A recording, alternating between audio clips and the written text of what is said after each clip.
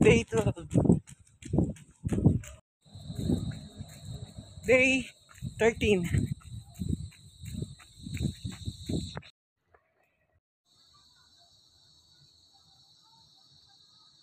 Medyo pahirapan lang yung pag-jogging ngayon kasi umuulan madalas. So, yun.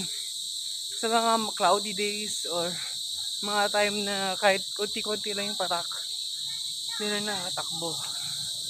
So far, nag-skip na naman ako ng isang araw. I hope hindi na ulit mangyari. Hoping.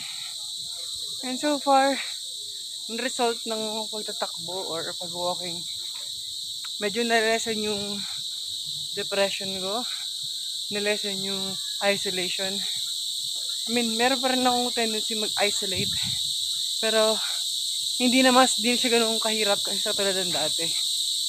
And medyo nakokontrol ko na yung utak ko. Hindi na ako nagsiself-sabotage pag naghahanap ako ng biniblame, pag sa point ako ng distress, or pag naghahanap ako ng mga negative stuff or interaction, ginagawa ko negative, ganun. Medyo nababawasan na yun, ganun. Konti. So, yun. May big improvement naman yung pagtakbo or paglakad. Nakakamiss na yung araw dahil tagulan. Yun lang yung running update for today.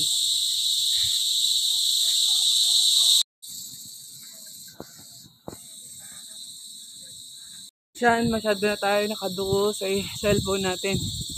Nakakalimutan natin kung gaano kaganda yung langit. Look at that. Just like painting. Masyado na tayo nakaduko sa mga cellphone natin. Hindi na natin ito nakikita. O nakakalimutan na natin. Ang ganda niya, sobra.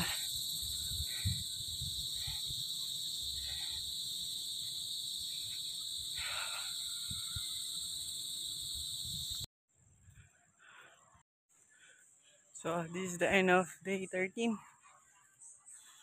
So far, so good. See you in 14.